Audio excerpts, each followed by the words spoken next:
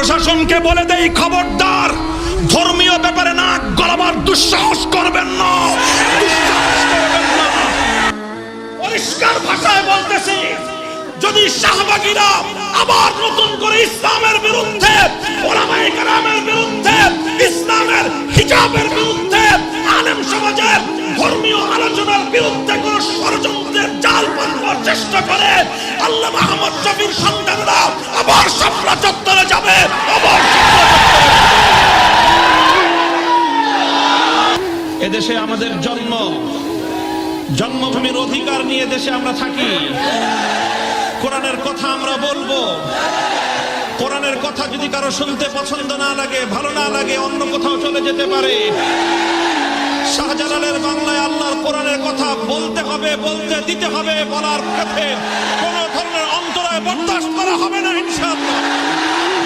আমরা বড় সরকারের চাকরি করি, যে সরকার আসমানের জমিনের সরকার, যে সরকার সমস্ত সরকারের সরকার, যে সরকার কুল কায়নাতের সরকার, ওলামায়ে কেরাম সেই সরকারের চাকরি করে। আর সেই সরকারের কোন আইন যখন অমান্য করা হয়, সেই সরকারের কোন বিধান যখন লঙ্ঘন করা হয়, তখন ওলামায়ে কেরাম তার বিরুদ্ধে অ্যাকশন নিতে বাধ্য। যদি আমাদের বন্ধুত্বের হাতে তুমি গাদ্দারির রক্ত লাগিয়ে দিতে চাও, সম্প্রীতির জায়গায় যদি সাম্প্রদায়িকতার আগুন জ্বালিয়ে দিতে চাও, ৮০ কোটি মুসলমান গজওয়াতুল হিন্দের হাতিয়ার নিয়ে জিহাদের ময়দানে নামবে, জিহাদের ময়দানে নামবে। কি জবাব দিবেন মাননীয় আইজিপি সাহেব? কি জবাব দিবেন মাননীয় বিচারপতি সাহেব? কি জবাব দিবেন মাননীয় প্রধানমন্ত্রী? কি জবাব আছে আপনাকে ওই গার্মেন্টসের কর্মীকে লাশ বানিয়ে মায়ের কোলে ফেরত পাঠানোর কোন অধিকার রয়েছে?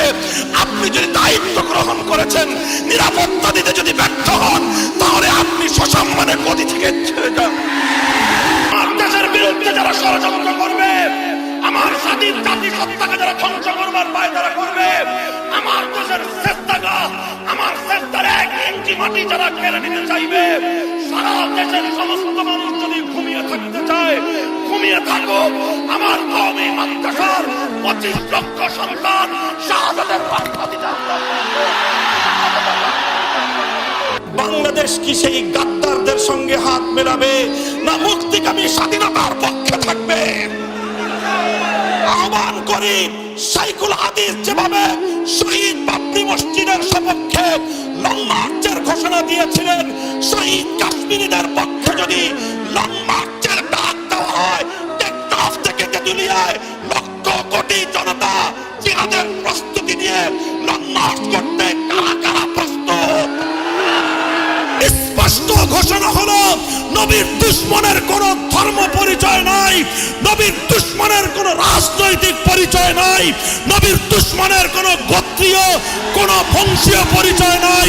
নবীর দুশ্মনের একটাই পরিচয়, ও মানবতার দুশ্মন, ও বিশ্ব সভ্যতার দুশ্মন, ও আল্লাহর নবীর দুশ্মন, সে আমাদের জানের দুশ্মন।